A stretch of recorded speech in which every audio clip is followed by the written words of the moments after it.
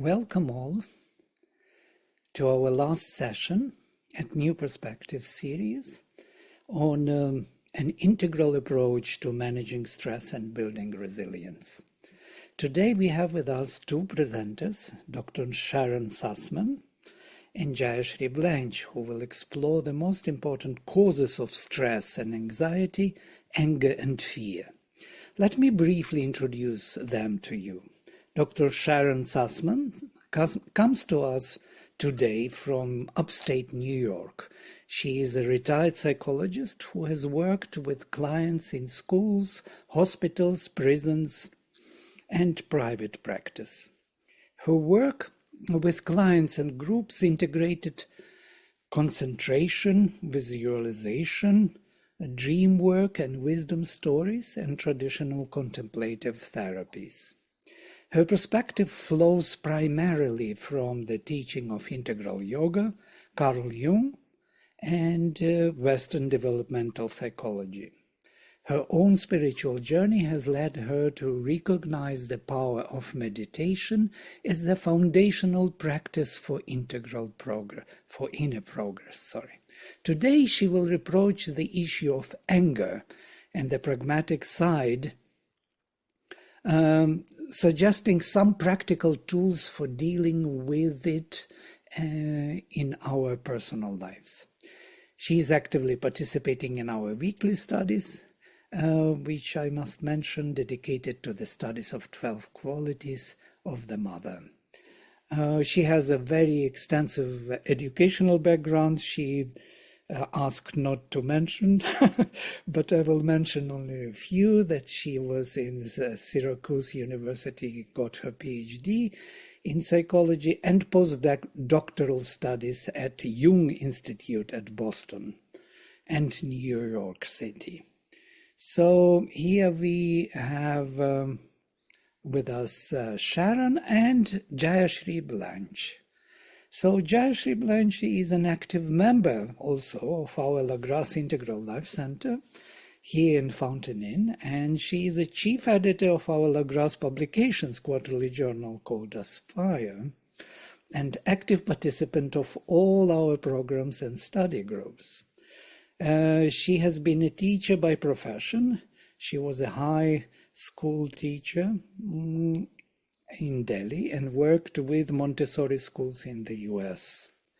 Deeply interested in all forms of yoga, Jayashree worked as a yoga teacher and Ayurvedic knowledge consultant in California. She taught the yoga of sleep and dreams apart from yoga asana practice. Jayashree was introduced to Sri Aurobindo and the Mother in 1996 when she lived in New Delhi, and she traveled to Pondicherry, stayed in Auroville for quite some time. In Delhi she became a member of the Gnostic Center and was trained by Amita Mehra, who is the founder of Gnostic Center, as facilitator for presentations on personal transformation based on Sri Aurobindo's and Mother's works. An avid reader and student of literature and philosophy, and now she has immersed herself in the study of Savitri. So without further ado, I request Jayashree to address the audience. Please, Jayashree. Thank you, Vladimir. Namaste, everyone. Welcome to the forum. I am deeply honored to be able to make this presentation on behalf of LaGrasse. We have been studying in the 12 qualities classes with Vladimir, and this is part of that research. It is a research project that is going on. And so today, the topic for me is fear. Fear as cause and symptom of stress and anxiety. I shall jump straight into the topic without much ado. So what is fear? We have all experienced fear. In fact, there is a very classic example of fear in the Gita, which begins with the fear of Arjuna. He lays his bow down on the field of Kurukshetra in the Mahabharata war and refuses to go into battle because he's overcome by fear. He's quivering and shaking, and tears are running down his face. And he's caught in the grip of doubt and panic. And he asks Sri Krishna to guide him, to let him know what he is to do. So that is where I would start. Fear is an emotion that has been with mankind since the beginning of time. It is primal, and it is an emotion that very hard to get rid of. And we'll see why. It is very difficult to overcome fear unless you use mainly a yogic process. There are many other methods of self-growth and self-improvement, but a yogic method is what I'm going to focus on. So this emotion of dread and anxiety comes from a lack of confidence. Confidence in oneself, one's true inner self, and therefore lack of confidence and trust in the divine. If we do not have confidence in ourselves, we surely do not have that trust towards the divine. And this lack of confidence creates an anxiety. And this fear and anxiety begin to cause shrinkage of the consciousness. The consciousness begins to shrink under the influence of fear. We become narrow, small, rigid, and in this shrunk consciousness, there's very little that we can do to help ourselves at that time. So we panic. There are physical manifestations. We shiver, there's dread, there's anxiety, the blood pressure goes up, the heartbeat increases. Those are the physical manifestations of fear in the body. So there is a mental fear. It begins with that doubt, like I just explained, the doubt which was haunting Arjuna in the battlefield. We all know what doubt is. So it begins with mental, goes into the vital. It is a vital reaction. And this vital is so strong in us because it's also the seat of the ego. And it is, what is it that fears in us? It is that ego which fears in us. It is the false personality. And what happens is, because it is the false personality, because it is the ego that is causing the fear in the vital, all the vibrations in the body become unbalanced. So there is an inner disharmony. There's a vital imbalance. And this worsens the anxiety. We may want to repel fear. We can perhaps push it at the back of our minds. We may want to overcome it by facing the fear for the moment and try various methods. But fear has this nasty habit. It goes and lodges in the subconscious. It hides in the subconscious.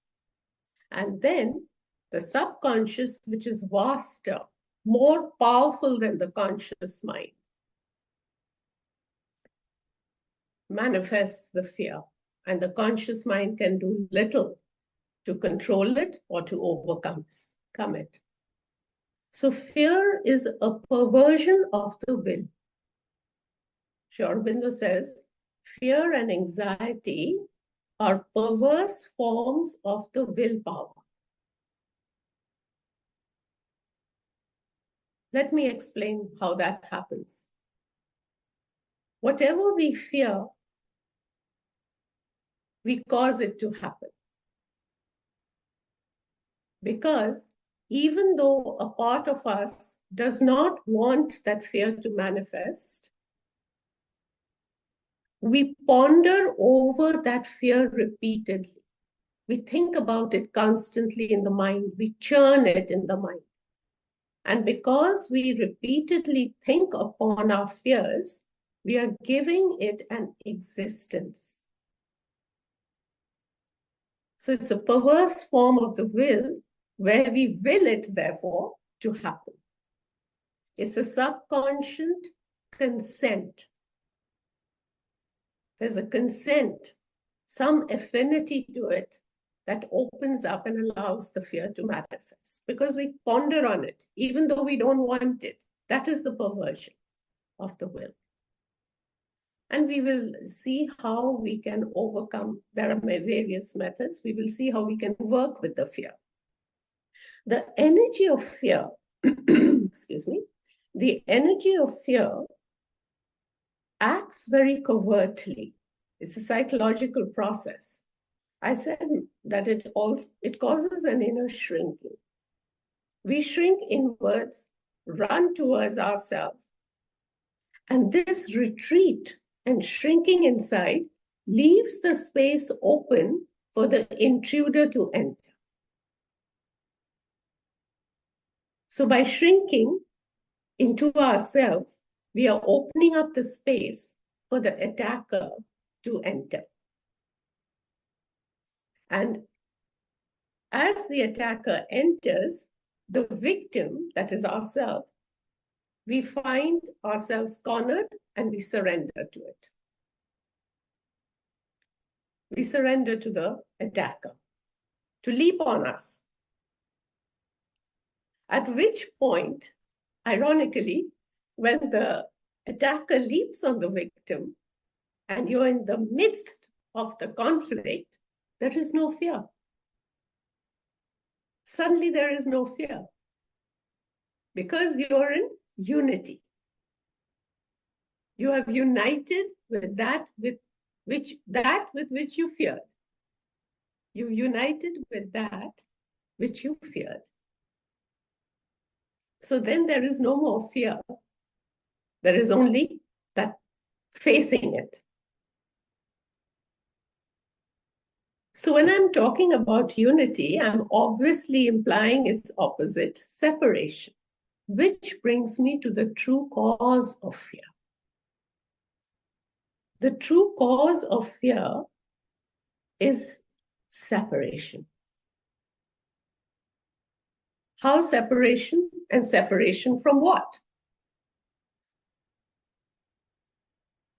This separation is a primal feeling which is buried deep within ourselves.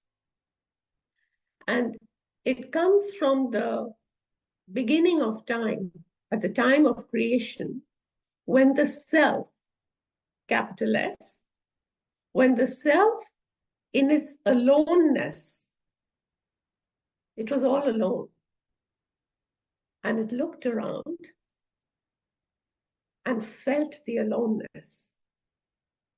And it reached out for another. So there was this otherness of self. That implies the separation. There was a self, it reached out for the otherness of self. And in this otherness of self is the separation, and this gap creates the fear. Fear of what? Fear of the other. So there is always a fear of the unknown, fear of the other. Sri Aurobindo says that fear arises out of ignorance because there is the unknown factor. There's something we do not know. That is the other. Coming back to ourselves in yogic practice, this implies the separation between ourself, the outer self, and the inner self. We have not been able to bridge the gap. When we cannot bridge the gap in this separation, we allow fear to exist. Fear is the direct result of separation. And this has many implications. Because, like I said, we fear that which we do not know. That which we do not know is ignorance. We look upon it as an enemy, as something that is out to threaten us. So the answer lies in overcoming, in closing the gap, in lessening the sense of discomfort, in overcoming the stress and the anxiety that has been caused due to the separation. Because it arouses in us the feeling of fight, either fight it or flee. Fight or flee. So the idea is to get knowledge. Where there is knowledge, there can be no fear. If I know what I'm facing, who I'm facing, and how I can face it, what methods I can use, then there is no fear. Knowledge is the answer to this ignorance. And how do we get the knowledge?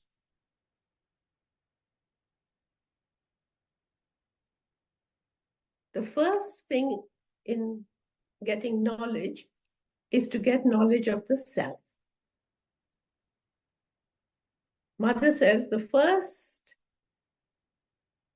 step that we have to take in overcoming fear is get to know our psychic being, our inmost self. Full knowledge of our inmost self will give us the strength. And in times of fear, we can call upon the psychic influence to come forward. In fact, when we get the psychic realization, there is no fear. No fear can exist where there is light. Because, like I said, fear is from the ignorance, from the subconscious, from the darkness. It is a creation of adverse forces trying to prevent the work of the divine, that is progress. Adverse forces prevent progress. And fear is one of the tools that they use through human beings. In order to overcome fear, we have to therefore overcome violence in ourselves. We harbor an inner violence. What is this inner violence? Doubt, distrust, anxiety, self-destructive negative forces. And the method to be used first is to the psychic, become close to the psychic. The second, Mother says, learn to widen yourself. The practice of widening the consciousness in meditation and bringing down the calm and peace, calling calm and peace to enter in a widened consciousness. When the consciousness is widened, we allow room for the calm and peace to enter. We also create the largeness in our being to include the other. So there is no separation. When we can look upon the other as part of myself, not as an enemy, not as a threat, we make a friend of that unknown factor. So it is creating within us a power of attitude, the right attitude, which is inclusive. With this creation of the right attitude, Mother says, even an enemy who comes to attack you will fail in his intention, because there is no enemy in the consciousness. So the hand will not rise to attack.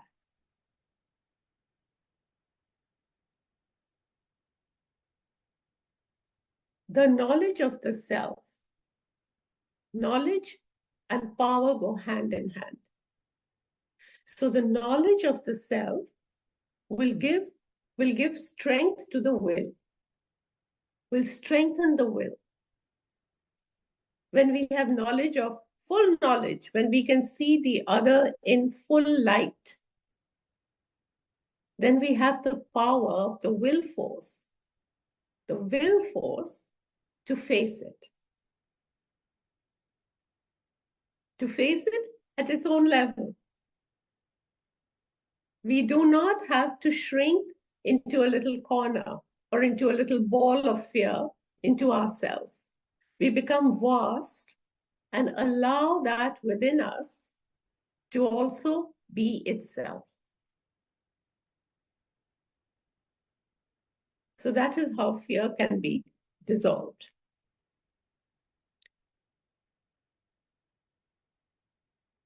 As far as the adverse forces are concerned, the negative forces, the one method that I have found here is that of expansion and widening the consciousness. Because I have an affinity within myself towards fear, like I said, it's a subconscious consent. It's a consent somewhere within me, which means there's an affinity with the fear. When I interrupt that affinity, when I do not have that affinity, due to a widened consciousness, which is calm and still, and not panicked at the time of facing each other, I can come from a place of calm. The affinity to fear is shattered. The other cause of fear is desire. I'll touch briefly on that. Desire, again, causes fear. Fear of loss. Why? Because desire comes from a sense of lack. Again, that's an inner shrinking. Somewhere we are lacking in something, and we reach out to grasp. And anxiety, stress, fear of loss, fear of, maybe what I'm reaching out for is not good for me. Those doubts. And even after we achieve the desire. So what is desire? Desire is something that is out of place.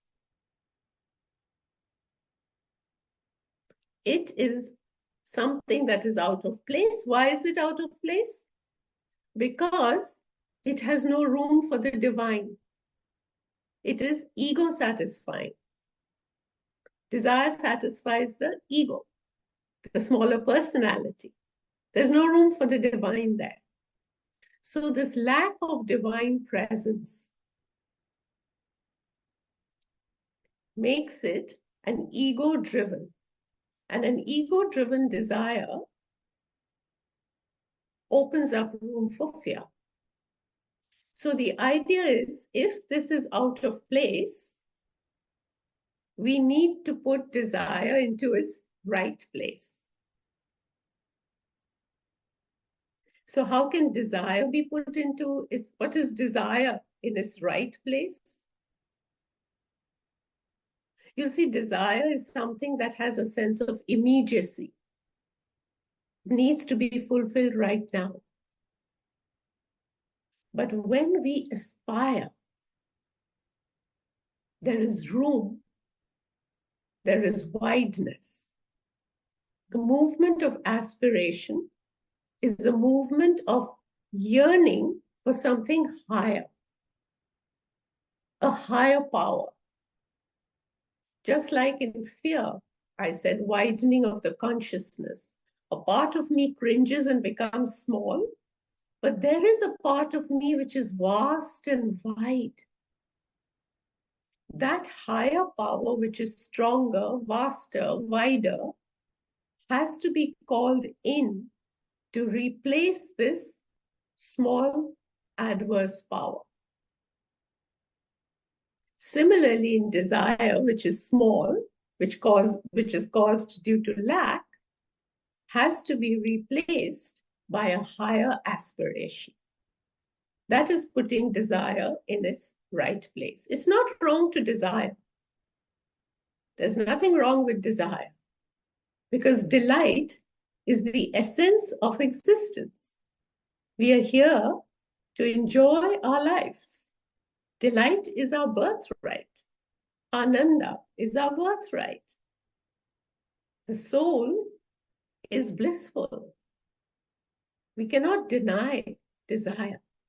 We only have to put it in its right place by expansion, by widening, by calling down the higher power, by asking for the mother's guidance, and narrowing that separation, sense of separation with the inmost self. Power of attitude is key. I will end with a small little tale piece. The author is unknown. Death was entering a city one morning, and the sentry asked, "Where are you going?" So Death answered, "I'm going to take 100 lives today." The sentry said, "That's horrible." And Death replied, "Well, that's what I do." The sentry ran from his post into the city and tried to warn everyone that Death was doing this. It was his plan today. When evening fell, Death was returning, and the sentry at the gate asked him, "You told me that you were going to take 100 people, but actually, do you know 1,000 died?" Death responded, "I kept my word. I only took 100. Worry and fear took the others." So on that grim note, I shall stop here for today. I hope I have given you enough to think about, and we'll have questions at the end. So I'll hand it over to my colleague, Sharon. Over to you, Sharon.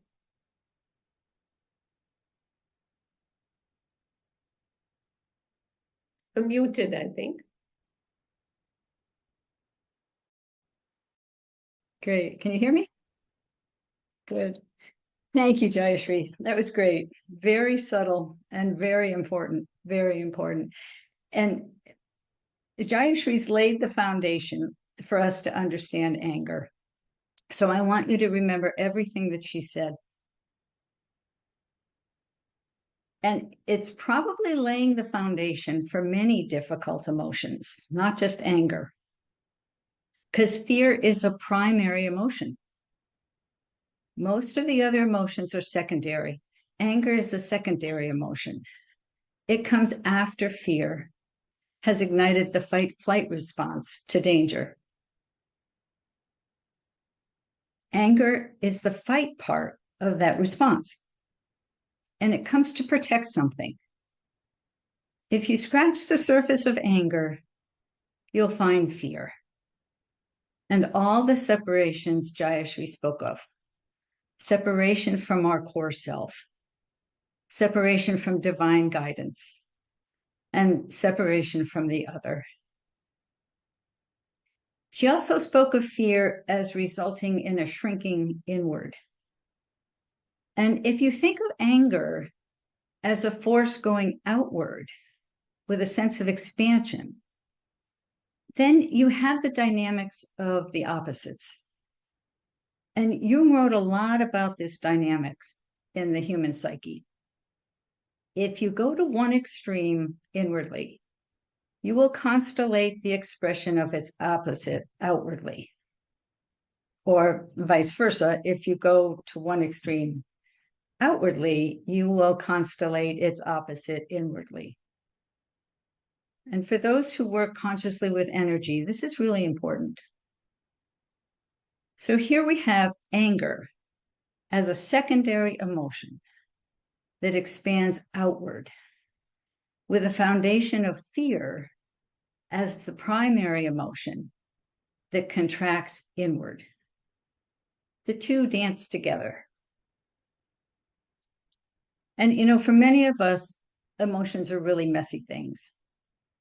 But I say this with caution because there are those whose emotional intelligence is quite high, and they seem to be able to navigate this realm comfortably and quite adeptly. I'm not one of them. I have to work at it. So today I want to focus on pragmatic ways for working with anger that I found helpful. And we all know what anger is. We've been there. We've been resentful. We've been hostile. We've been frustrated and argumentative. We've expressed anger, and we've probably received anger. And we know how exhausting it is. It seems for me to take forever to recover from it. And then we have to mend the fences that have been broken. But I always want to go to a global perspective. So I looked at what various world traditions have to say about anger. In Hinduism, anger is among the 6 enemies of the mind. And in the Mahabharata, it is said to be man's worst enemy.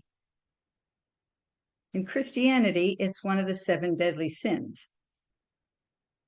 And in Buddhism, it's one of the 3 major defilements of mind. In the Tibetan tradition, it's found to be in 2 of the 6 realms of samsara, in the realm of the jealous gods seeking power, and in the realm of hell. In the Jewish Kabbalah, it's an emotion that internalizes darkness. So clearly, anger is seen as a problem worldwide. It's toxic, it's contagious, and it's addictive. There are people who are actually addicted to anger because it gives them a feeling of empowerment. False power, yes, but nevertheless, they're drawn to it. So what do these traditions suggest we do when we're in an angry situation, either as the giver or as the receiver? First, they all agree on one thing. Say nothing and stay calm. Say nothing, breathe deeply, regain your inner poise, call on the divine. I call this a sacred pause. Sacred pause. But you have to do it quickly, because in the heat of the moment, you won't have 10 or 20 minutes to go slowly into a meditation and find your center. You have to know how to get there quickly. And that takes practice. A soccer player doesn't learn the skills of the game in competition. He learns them in practice sessions. And so I want to have a brief practice session now. I assume you all have a form of meditation, and that this practice of yours has worn a path to your inner center over and over again over the years of your practice. And this is what we're going to use now, but we're going to do it quickly. So close your eyes, quickly pull into your center, align yourself with the divine, and hold it.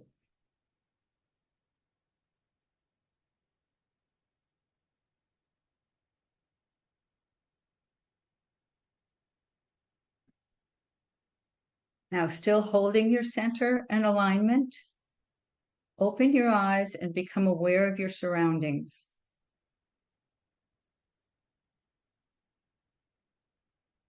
Hold the center while being aware of the circumference.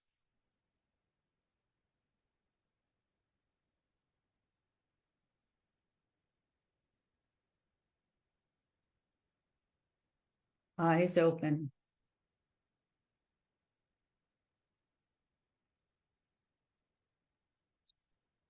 So this is dynamic meditation. It's intense, it's purposeful, and it's within the action of life. You can call it applied meditation. But it's only the first step. What do we do when we're centered within that sacred pause and anger is still sizzling around us? Well, a suggestion from both Buddhism and Hinduism is that we endure the anger. Saya as an antidote to Krodha. Tibetan Buddhism offers a suggestion that I've used and found that it works. It says to say silently to yourself, Mara, I see you. So Mara is one of the Ashuric forces that opposed Buddha's enlightenment. And saying this in the moment puts the anger outside yourself as a thief that is coming to steal something precious from you. The mother emphasizes this over and over again, that we see anger or any hostile force as something coming from the outside. She says it's easier to push something away than it is to expel something that we've taken ownership of and put inside ourselves. And furthermore, she says that anger does, in fact, come from the outside. I quote, anger is something which circulates through the whole world. It is not in me. It belongs to everybody. It wanders about here and there, and if I close my door, it will not enter. So continuing, a suggestion from Christianity is that you give your will to God 10 times. Thy will be done 10 times in the heat of the moment. And in the Quran, it says, when you are angry, do good. Forgiveness and restraint are signs of righteousness. Muhammad, peace be upon him, suggested a physical engagement. And I think this is really important because we know that anger and fear are rooted in the body in the fight-flight response. So he said, if any of you become angry and he is standing, let him sit down so his anger will go away. And if it does not go away, let him lie down. So another physical thing that you can do to control the impulse to movement that adrenaline gives is to curl your toes or to press your tongue against the roof of your mouth. No one can see you do this, but it holds the physical impulse to movement in check. If you clench your fists or if you grit your teeth, people can see it and it can be taken as a sign of aggression, and you don't want that. But you can work with the muscles clandestinely to direct that physical energy that's surging through you. So Paramahansa Yogananda suggests that we see anger, whether it's your anger or another person's anger, as a 5-year-old child. And this is meant to invoke compassion, because anger is void of compassion. You have to reach for it to feel it in the heat of the moment. And the founders of integral yoga have many suggestions. And I suggest you do go to their writings. I've chosen 3 today. And the first one is the most important. Stand back and go into witness mode. but not just passively. Witness with discernment and equanimity. Discernment and equanimity. Observe without judgment and with discernment.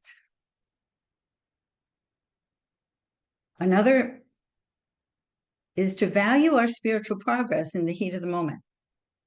Remember your ultimate goal in this lifetime. That's from the mother. And it really puts it in perspective. And a third, she says, to see the humor in the situation. We all know the story of Vivekananda that he tells about Ramakrishna. And Ramakrishna used laughter to cut through Todapura's anger when he got so angry at the servant. And humor works because it detaches us from the ego and helps us see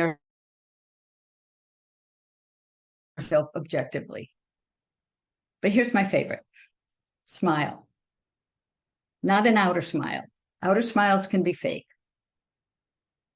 An inner smile from the soul or the psychic being. Have you ever tried that? It's really powerful. I want you to try it now. Close your eyes. You're not going to move your face, just relax all the muscles of your face. And smile from your soul.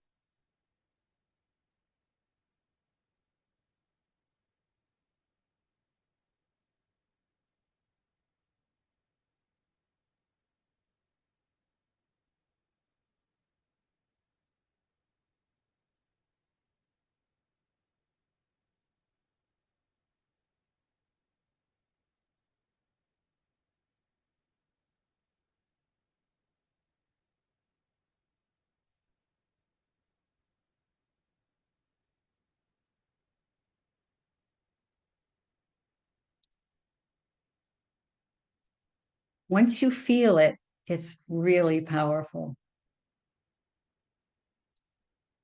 So these are some of the tools to use in the heat of the moment when anger is swirling around you or inside you. But how do we get rid of anger once and for all? Integral yoga encourages us to find the cause of anger so that we can stop opening the door to it. And we've just heard how anger is caused by fear and the causes of fear. You know, this is really a necessary part of our spiritual work, the transformation of the lower vital. And whatever we can do to illumine our vital so it becomes more receptive to the divine force will be to our spiritual advantage. To start this investigation, I want to read something from the Gita. Krishna explains the following sequence. Brooding on the objects of the senses, man develops attachments. Attachments beget desire. And from desire arises anger. Anger then begets delusion. Delusion befuddles the memory. And confused memory corrupts reason. So we've gone from attachment to the loss of reason. And in the heat of the moment, this happens almost instantly. It's really difficult to feel intensely and think clearly at the same time. And that applies to all emotion, positive or negative. It's difficult to feel intensely and think clearly at the same time. One tends to dominate or obscure the other. Unless we become aware and we work to balance the two.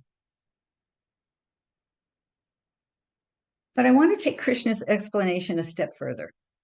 Remember, it all starts with attachment. The desires we're attached to don't elicit anger until they are threatened. Either our obtaining them is being blocked, or we're in danger of losing them. It's the attachment to the desire that becomes the problem.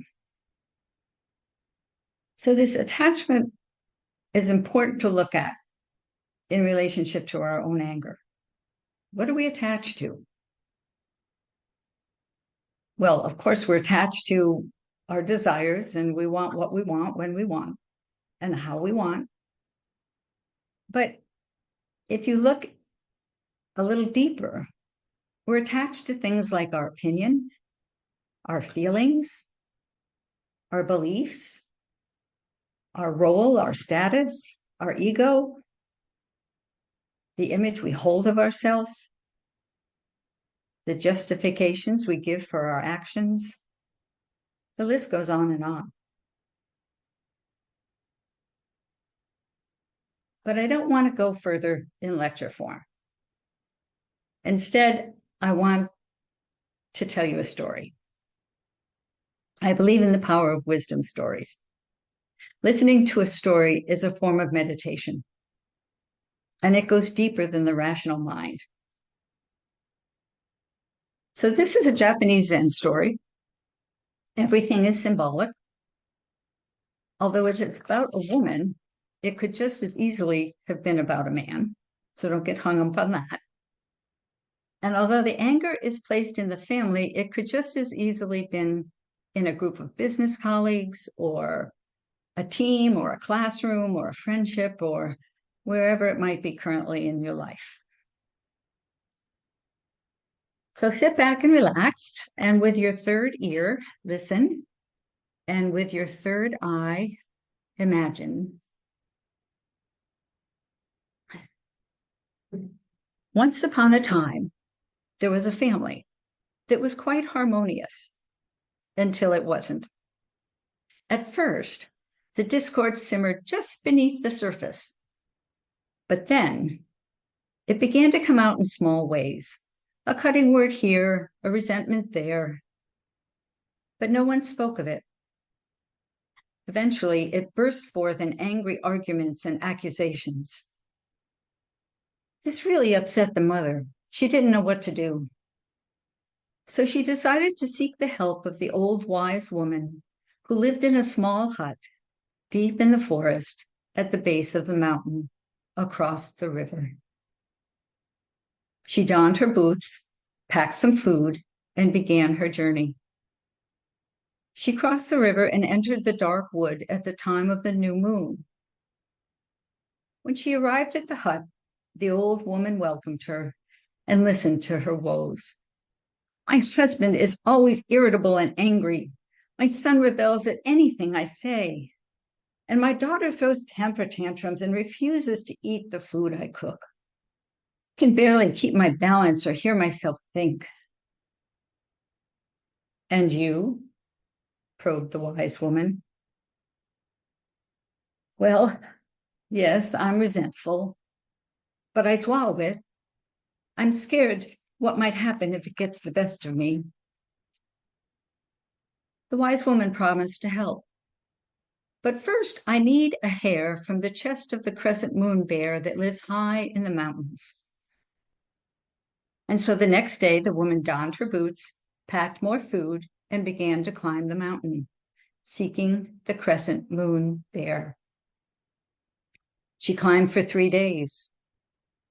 Sometimes she thought of her family, but then that spark inside her flared into subtle irritation. As the climb got steeper, it sparked into blame and resentment.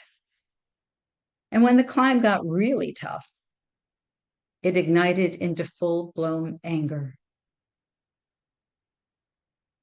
Too tired to continue, the woman crawled under a rocky overhang to rest. And that's when she saw it. A black bear, majestic, strong, graceful.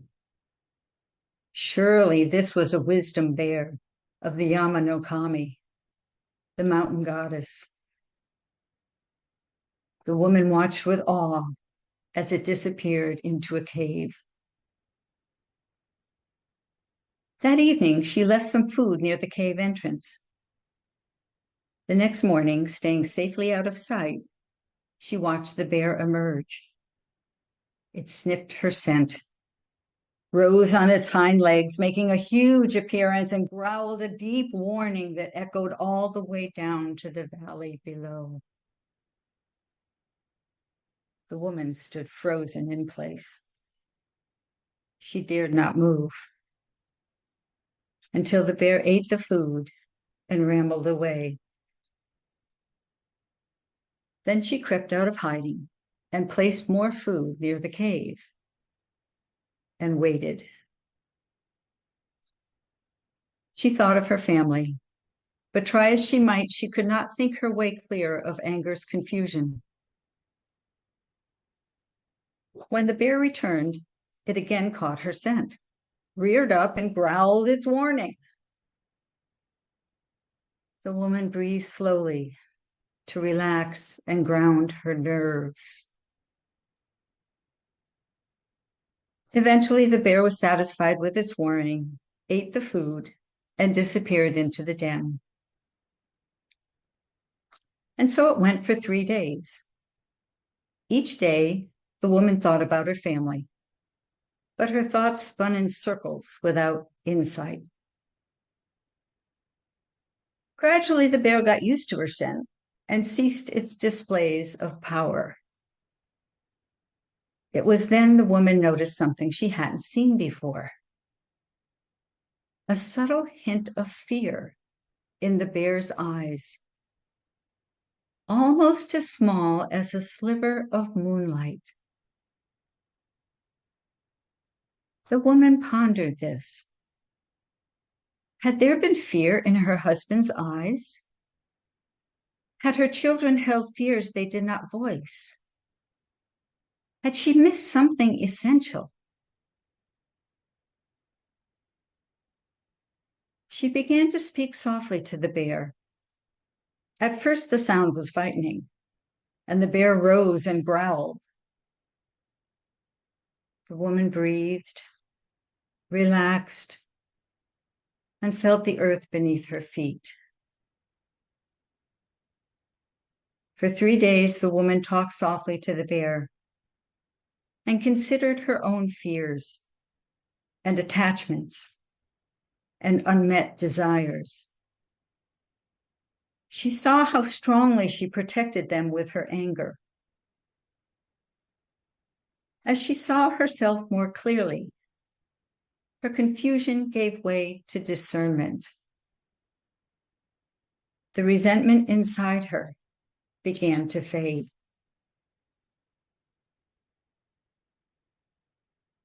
When the bear got used to her voice and ceased its displays, the woman stepped carefully from her hiding place. Now she was fully seen and fully heard. The bear reared up, even bigger than before, and growled even louder than before.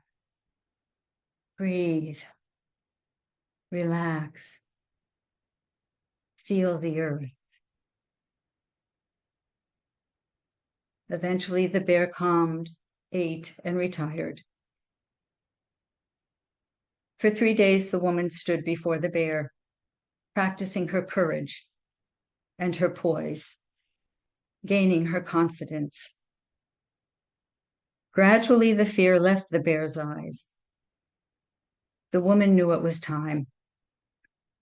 But what will allow her to come near and touch the bear? Seeking an answer, she climbed to the peak of the mountain where earth meets sky. She sat quietly, breathing peacefully, without thought, open, receptive. She waited. She opened wider. She waited. She dove deeper. She waited. As the crescent moon rose in the sky, She was immersed in a deep knowing that melted into oneness. The immense wisdom and power of the bear became hers. Guided softly from within, she knew what to do and how to do it. The next day, as she watched the majestic creature, she saw the bear as herself, and herself as the bear. Her heart filled with empathy. The bear felt her oneness. It sat up and let her pluck a hair from the white crescent on its chest. She placed the precious talisman in her pocket, assuming it would be used in a healing remedy for her family. She climbed back down the mountain and returned to the hut. The wise woman was waiting for her with the patience of eternity. She took the hair and held it to the light. Ah, yes, this is indeed from the crescent moon bear. And then she threw it into the fire, where it cracked and shriveled and disappeared. No, cried the woman, lunging for the hair. But it was gone. All her hard work. The wise woman reassured, be calm. There is no magic potion. Do you remember each step you took on your journey? Do you remember what you saw in the bear's eyes? Do you remember when your own anger abated? Do you remember the mountaintop? The woman nodded. Then go home. Apply what you have learned and proceed in your practice. Return often to the deep presence within you. The woman bowed with profound gratitude. She started back through the forest under the full moon. The resentment inside was gone. Her thoughts no longer swirled in confusion. Instead, she carried the patience of wisdom, the clarity of discernment, and the power of subtle awareness. As she crossed the river, she paused to gaze at the moonlight sparkling on the water. The same deep presence that she felt on the mountaintop filled her entire being. A light within guided her home.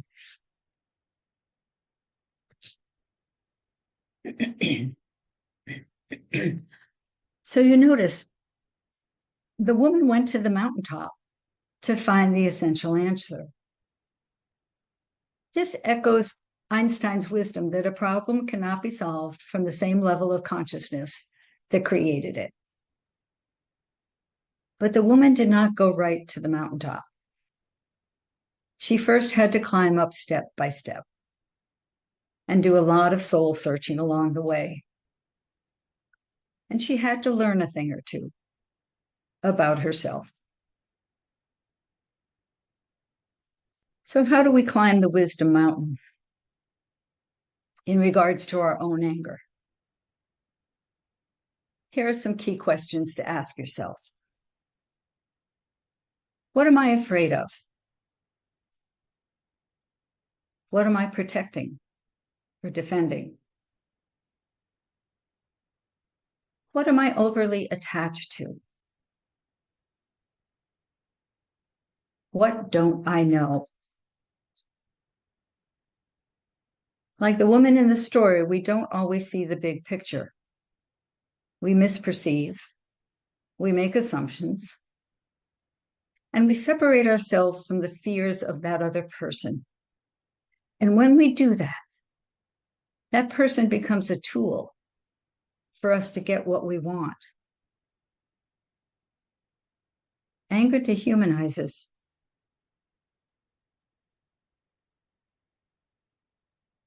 One more question. What am I dissatisfied? And I'm trying to change it with the force of my anger. And is there a better way?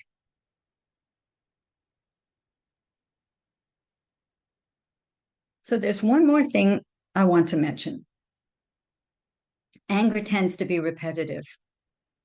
Each of us has a few things that spark our anger over and over again. I call them our potholes. And when we or someone else steps into one of our potholes, we're triggered. Potholes are usually subconscious. They're not unconscious, they're subconscious, which means we can become aware of them. They're habits from the past. And once we become aware of them, we can avoid stepping into them. And better yet, we can fill them so other people don't step into them. I'll give you an example from my own life. It took me many years before I realized this was a pattern. Whenever I'm falsely accused, I have two potholes. One is whenever I'm falsely accused, and the other is when I'm misunderstood. And when I sense that I'm into either of those two realms, I'm in the red zone, and I have to be careful. And usually, if I'm honest, there'll be a little spark of churning inside my gut. And if I let it, it'll flare into anger. But it's really the fear of being falsely accused or the fear of not being understood, both of which leave you in that alone place that Jayashree spoke of. So how do we become aware of our patterns and find the entranceway to where the anger is entering so we can close the door?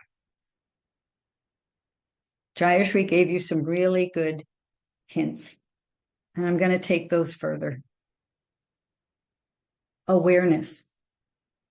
Awareness of our patterns, awareness of who we are on all the levels of the outer personality, the levels of the ego, the levels of the mind, our patterns in our vital, and most of all, who we are in our truth, in our true center, where we're connected with the psychic being, where we can open to the divine guidance. If we can go to that center and live in the sacred space, we can stay connected. The separations won't open the door to fear and anger. And we'll have confidence from our core self.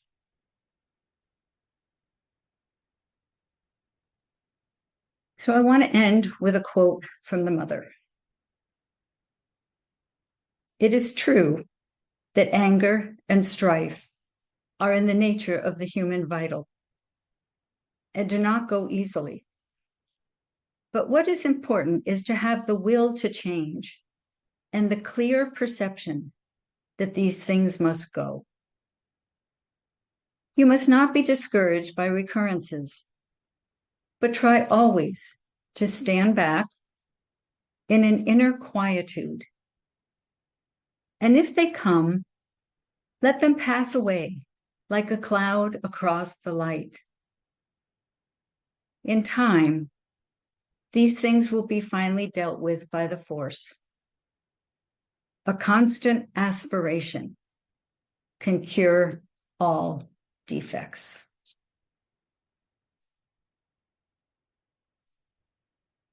So I think that we, both Jayashree and I, can take questions now on fear and anger or any of those secondary emotions that build up from fear. that we tend to stumble across in our daily lives. Thank you. Thank you, Sharon. Thank you, Jayashree. Just a tremendous amount of ground that you both covered on both fear and anger in less than an hour. I don't know how you did it, but you provided us both with kind of the knowledge part of it, as well as both of you giving us practical ways that we can overcome fear and anger. And of course, that beautiful bear story, which when Sharon first shared that a month or so ago, I just absolutely fell in love with it and the messages that it brings. And for anyone who would like to reread or re-listen to that story, she is publishing it in our Aspire publication coming out in the next month or so. But I thank you both, and you know what? Just a comment or two from my perspective, and then I'll turn it over to Vladimir for a few words, and we'll go to Q&A. I was thinking as you were mentioning, Sharon, that anger is really that fight side of the fight or flight response. And obviously fear, Jayashree, this you're saying this shrinking, this pulling back, this withdrawing from the situation, that's the flight part. So they're both the same, as you mentioned, Sharon, they're opposite ends, but they're the same, a different response to the same thing. And I go back to your Aurobindo, Jayashree, that this perverse form of the willpower, it's not only fear, but it's also anger is this perverse form. And as you were speaking of that, Jayashree, what was coming to me is that in both situations, we call these energies, these forcers, these attackers into us, right? You mentioned we give consent. It's like we are calling out as we remain in these states instead of addressing it. And even with anger, Sharon, you had mentioned a quote from the mother. It's not inside us, it's outside. And again, that requires us to acknowledge and call in this anger if that's going to be our response. So it was lovely for me to kind of see both sides of this fight or flight, and all of it coming back to separation caused by the ego, lack of knowledge, lack of wideness that you all pointed out, Jayashree, this lack of unity. So it was absolutely wonderful, and it tied together a lot of thoughts that I hadn't really connected before. And so I thank you both for such a fabulous discussion and practices. And with that, I just hand it over to you, Vladimir, and then we can go to Q&A.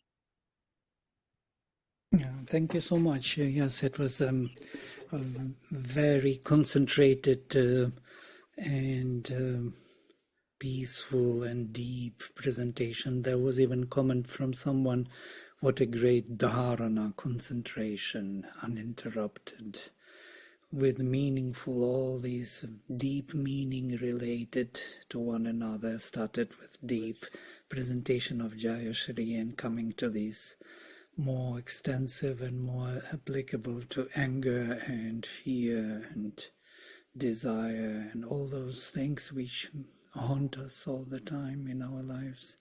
Because of that separation, because of that gap between us and our environmental consciousness. By the way, environmental consciousness can be also our body. It is also outer consciousness to our innermost. So there we also have a huge field of shrinking and shrinking and shrinking, yes? And that opens up those spaces, as Jayashree said, for the intruders to settle down and to start causing in us this insecurity of ourselves, because we are not totally ourselves anymore, even in our own house. So this kind of extension from the soul towards the outer consciousness has many layers, yes? And that's how we feel insecure in societies where everybody is betraying everybody, or in societies where there is no settled democracy, or there is dogmatic way of thinking. So we have to start thinking the same way, otherwise we will be spotted. We will be seen as somebody who is not fitting into this environment. It opens up the whole field of thinking. These fundamental issues of fear, anger, and stress. And stress is that tension which is created by these very, very movements of fight or fright, yes, or flight. So run or fight. So fight is anger, connect with your force in spite of separation, and fear is shrinking back, withdrawing from everything, going back to oneself. And the deeper we go, the less is left to the outer enemy to intrude. So then we can't come easily to our environmental consciousness, to our home. We are losing our home. Everybody is there different from us. This is wonderful, great presentation, and actually, it's really a good splash, big splash, as you said. Made a At big the splash. end of this, yes, and the end of this journey through stress and anxiety in different forms. Very important presentations. Thank you I so think much. also I would just add into that fight or flight, there is, more recently, which you've probably heard, something called fawning, which is in some ways the worst response, because what fawning is that you don't run away, you don't stay and fight, you stay, accept, and you completely hand over your power to the other person by either becoming a yes person or wanting to over please them. Oh, you're right, you're always right. Oh, why didn't I think about that? And so, this whole spectrum continues to kind of evolve and mutate, and all again coming back to what you both pointed out is the same thing. But so let us take a couple questions here. We appreciate everyone staying with us because we have some great questions, and we'll start with Selby. Welcome, Selby. So nice that you're joining us. And her question is, in dialectical behavior therapy, I was taught that the primary emotion behind anger is sadness. Can you speak briefly about the relationship between fear, anger, and sadness? And open that to both of you, either of you. That goes back to the 1980s when there was psychology was looking at depression, and they came up with the idea that depression is anger turned inward. And I think that was something that helped us move forward in our understanding of depression. But I think it's more complicated than that. I think sadness, which is not depression, but it's a factor of depression, is again going to that sense of separation. Because if you're in union with your deeper self, if you have a spiritual practice that helps you go back to that union every day, there's a fullness to life. But if you lack that, there's a sadness, there's an emptiness to life and a sadness. Years ago, there was a book by Viktor Frankl called Man's Search for Meaning. And a life without meaning, without purpose, is sad. I think that's where the connection comes in. Thank you. Jayashree, would you like to add anything to that? I think Sharon said it beautifully. I have nothing to add. She really covered the whole thing. Thank you. Good. Then we will give you the next question, Jayashree. Deepa, hi Jayashree. The current generation has a mind of their own. So how do we deal with fear felt for our kids and what their future holds. Kurt, Sorry, you froze in between, so I missed part of the question. The current generation has a mind of their own. So how do we deal with fear felt for our kids and what their future held? Or future holds, sorry. Thank you. That's a beautiful question. In fact, you quite outlined the general condition of the young generation. You know, they are fearful, and they're fearful for their children. And at one level, their fear is justified because the world being in the kind of state it is in right now, in every country, at one level, like I said, you know, at the outer external level, the fear is justified at a collective level. So what do we do about it individually? Individually, it is the problem. If each person individually takes it upon themselves, firstly, to understand, like we just presented, why we fear. We fear the unknown. Therefore, let's get to see what this unknown comprises of. You know, if ignorance is causing the fear, we need to be aware of all that we do not know which is causing the fear. It could be multiple factors. And after having known that, we perhaps can't change those things because it is not in the individual's power to go about changing things which are more spread out in society. Excuse me. For example, the recent COVID thing, you know, it was a collective fear.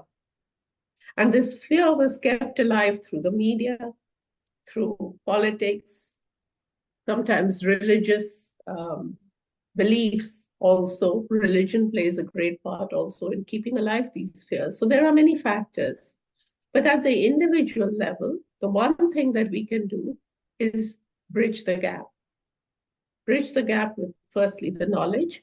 And the most powerful is to get to know the inmost self, that which remains calm, wide, the higher power, which can be brought down every time for protection of our children.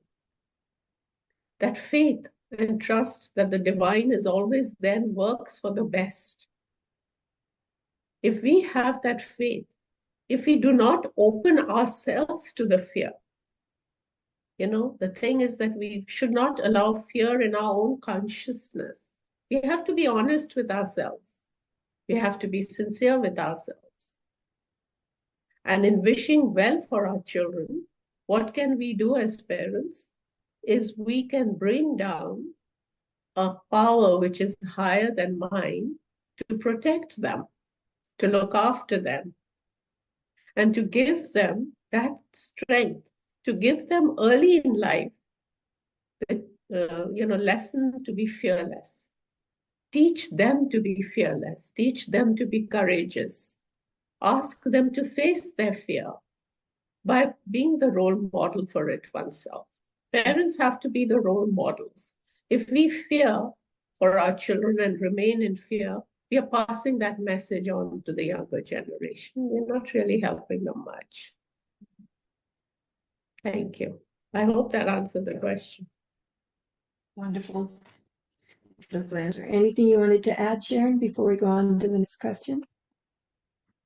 I was just thinking back of what Jayashree said in her presentation about confidence. And if we can instill in our children confidence that they will be able to handle whatever life gives them. That's an attitude that we model, that we cheerlead and encourage. We're not going to be able to shield them from all fears, but we can give them an attitude toward life that they have the capacity to face whatever comes. Basically, they've got to have the trust in the divine. And unless we have it ourselves and actually actualize it in our environment, you know, it's not by going to the temple or the church or by attending Sunday school. Those are not the examples I mean, but in our daily life, in our attitude towards everything. If we are fearless and we live like that, we pass it on to the children. Here, maybe I wanted to add one small thing coming to the mind. Sri Aurobindo says there are three things we have to believe in, yeah, to have trust. First, you have to believe in yourself, the first one, then in the divine, and then in the Divine Mother. So if you have this hierarchy, if you start with yourself, that is the confidence. Even if it is not totally true, even if it is not really fully perfect, but it gives you a ground already to begin your journey and to find something higher, greater within you. That is the divine. And then application of that greater in you to the world, and that is the Divine Mother.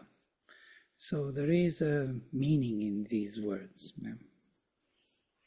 Yeah, I would like to add from a slightly different perspective that, there is this globally an increasing percentage of events, psychosocial and environmental events that are causing stress and anxiety because people believe that it or feel that they are beyond their immediate control. So you mentioned the COVID-19. It could be, economic concerns. It can be environmental toxins, global warming, etc. This is an increasing percentage of events that are causing what they call now a collective global consciousness, that people have this sense of helplessness or hopelessness, fear, anxiety with it. And the interesting thing, and this comes back to the children, what they're finding is not only because this is global, it's a global matrix that we are all connected to. And so we feel the effects of this consciousness. And that effect, if we allow ourselves into that web, what happens is research has shown that it can actually alter the expression of our genes. And that expression is what gets passed down to our children, even children that are yet to be born. So coming back to what both of you said, we have to be role models. We have to figure out within ourselves, be a role model to the existing children, but we also become a role model or offer protection against it to children yet to be born. So to me, this just offered just a really red flag of trying to get a handle on the stress and anxiety, and particularly this aspect of things that we feel we can't control, which is this globally growing and constantly, right, constantly in our face and children's face, right? The news, the social media, discussions, etc. So I just come back to what both of you said, that we have to get control of it first, and that will help as both a role model and that the genes, not DNA, but the expression of the genes are not altered to those yet to be born. So thank you. So let's. I'd just like to point you to a long-term study that Harvard has done on resilience. It's interesting to read. You want to say a few words about it? Pardon me? Would you like to say a few words about the article, or? It talks, well, it was asking why some children are resilient to adverse forces in their early life and seem to overcome them, and some children seem to succumb to them. And it's quite thorough, and if you're interested, I'm sure it's online. Okay, thank you. And we have just a couple from Shobik. Thank you. No enemy in consciousness, so beautiful and profound. That was a quote that you mentioned, Jayashree. And also felt like sharing this early 20th century poem, So for all of you out there, I'm not going to read the whole thing because we're running short, but please do open your Q&A and you'll be able to see the poem. And yes, here's the other one from Shobik. Jayashree, thank you. You reminded me today of Amita's compilation on fear in the book Abhaya, Fear, Its Cause and Cure. So with that, let's just take one or two other questions. Does anger on self also come from fear? How to handle the anger on self and come out of it? Does anger on fear on self also come from fear? Can I Does just that say make quickly one sentence to answer this? Please. Yes, anger on self breeds the fear. It also comes from fear. Mother has said that in order to overcome fear, you have to overcome violence within yourself. And this anger upon oneself is that violence. Self-destructive thoughts. I covered it when I was talking about it. We have so many negative self-destructive thoughts. We doubt stuff within ourselves. We doubt our own capacities. Even when there is grace, we doubt even the grace. Did it really happen? And that to me, I who really count for nothing. So we tend to belittle ourselves. This is all self-destructive. So, and it is therefore violence towards oneself. And this is a passive form of anger. And therefore it breeds fear. Fear, which is, like I said, the cause of separation. Sharon, would you like to say something? No, I'd like to underscore what you just said. It's the fear of not being worthy, the fear of not knowing your divinity, which again leads us back to connecting with that divinity.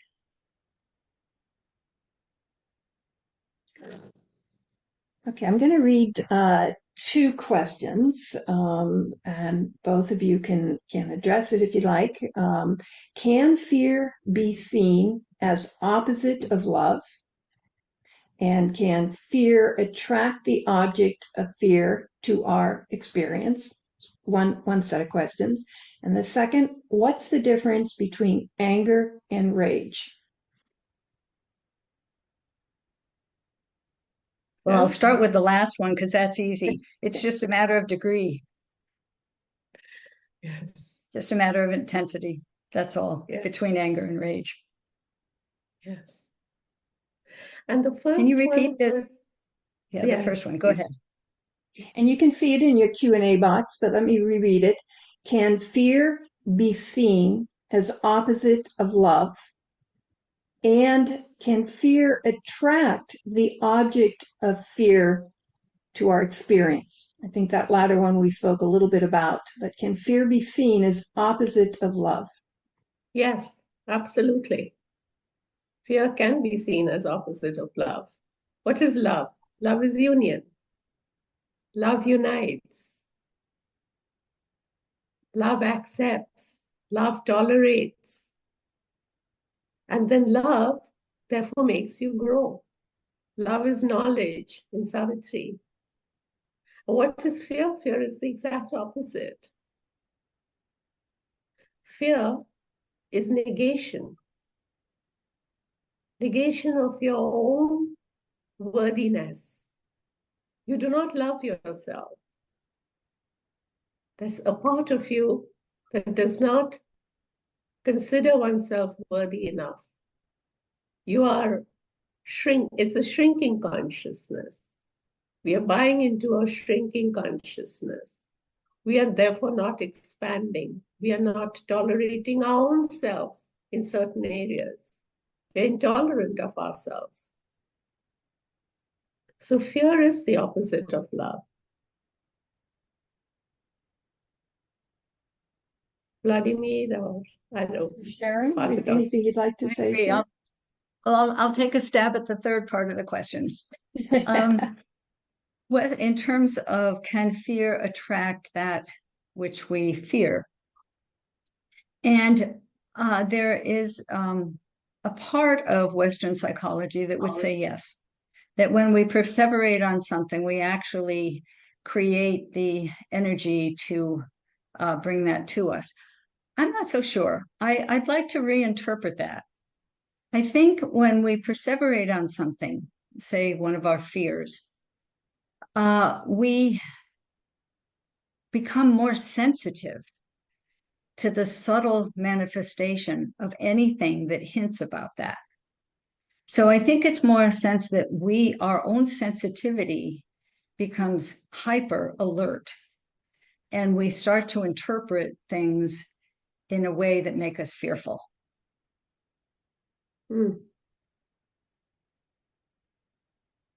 Yeah. Food for thought. Well, I think we will conclude Stacy with Stacy's comment in the box, which I think we can all agree to. Stacy said, "Thank you, really wonderful and helpful, and I have a new understanding of myself and new tools in my toolbox." I think we all feel that you've given us kind of this peek or this view into a part of ourselves that we haven't understood before, and beautifully again tied together this anger and fear concept, and same practices, same concepts, same remedial measures behind all of them: the separation, the ego, connecting with the psychic unity. So very beautifully done. Would you like to say a few parting words, Vladimir? Yes, I agree totally with Stacy and you about this presentation. I think this was the real crown of the whole series, which is leading us to our inner and the most important movements of our psychology, which generate exactly those stress and anxiety phenomena. And yes, to get rid of them would be not so easy, as we know, because they will be coming back, but not to be aware of them is much worse. It's much better to know that they are here and they will come again and again, and they are the result of our growth of consciousness and our evolution.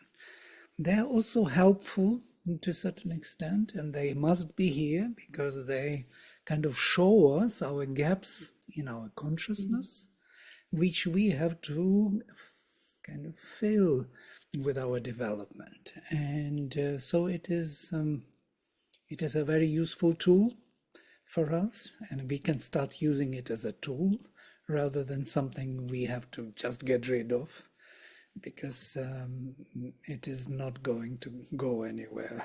We have to be aware of it and manage it, as Mother would say, that these negative thoughts would come always to you, but as you have to be just stand back and see them passing by, as it were.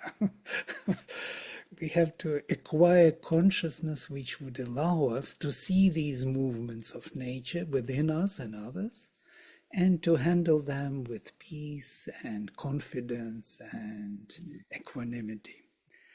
So with this, I guess we can conclude. And thank you both so very much. Thank you. Appreciate it. Thank you. Namaste. Namaste. Namaste.